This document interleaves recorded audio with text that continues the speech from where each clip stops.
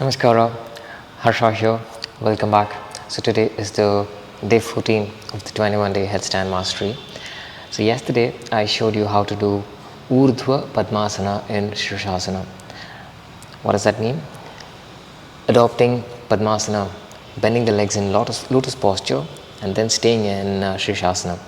So today we're going to do the same, but once we do practice Padmasana, we're going to move the legs to the right and to left. And this is called as Parshva Urdhva Padmasana in Shirshasana. Let's see how that's done. Let's get started. As usual, blankets is very essential, and then take support of the wall. Now let's see how this is done. So go against the wall, interlock the fingers, place the tip of the fingers, make sure all the fingers are touching the wall. Now, first the crown of the head.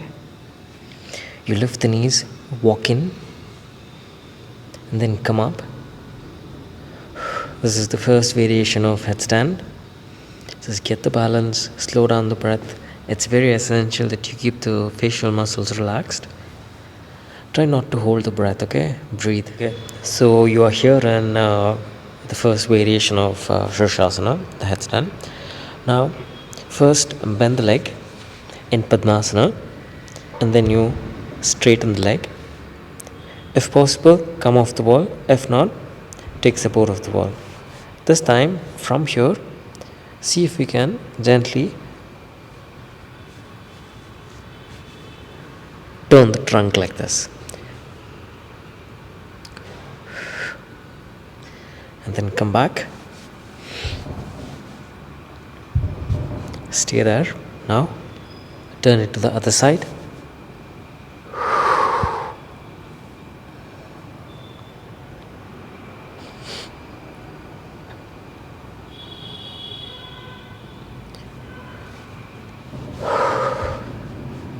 And slowly come back.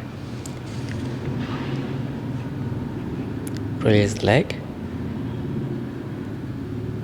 And then slowly bring it down. Keep the fingers interlocked. Rest the forehead on the palms. And then you slowly come up. So this is Parshva Urdhva Padmasana in Shirshasana. If you just saw, I moved the leg both either to the left or to the right. If you're doing this for the first time, don't turn the legs way too much. If you just saw what I did, I moved the trunk very slightly to the left. I came back to the center, and then I did the same on the left side. When you're doing this for the first time, just do it for like 3-4 seconds or max 5 seconds, and then you come back and rest like how I did, and then you give it another try. Now let's give it another try, the same Parshva Urdhva Padmasana in Shirshasana. Okay, I'm gonna interlock the fingers, support it to the wall. I place the crown of the head, I walk in, I come up. I'm supporting the heels to the wall. I get the balance. Now first I'm gonna bend the leg in Padmasana, and then I turn. If you want to intensify the twisting, you can let go of the right hand and then twist this further. And if you notice, once you start to do that, this comes down, the leg starts to come down. Push the legs back and then twist. And then slowly come back. Get the balance. Now let's do it to the other side. I'm going to take support of the left palm. My right hand will be back.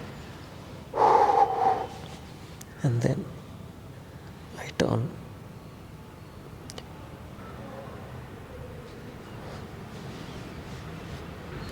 I release the leg. I stretch it up.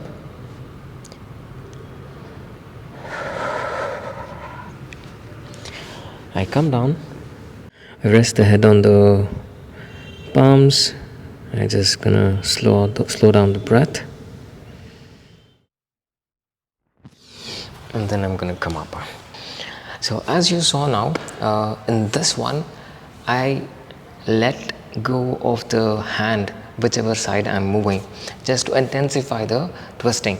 So this, you see, the trunk, especially the hips, I turned it to the left and the right a bit more than what we did in the previous round.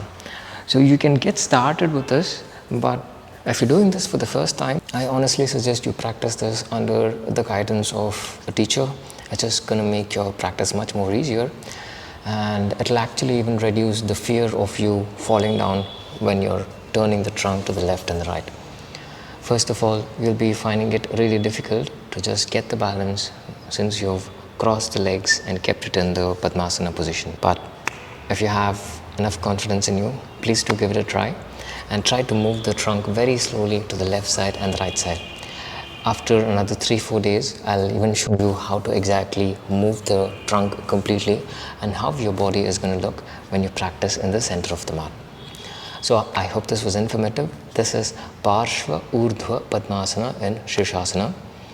Please do give this a try, and if you haven't practiced the earlier one, please do practice that.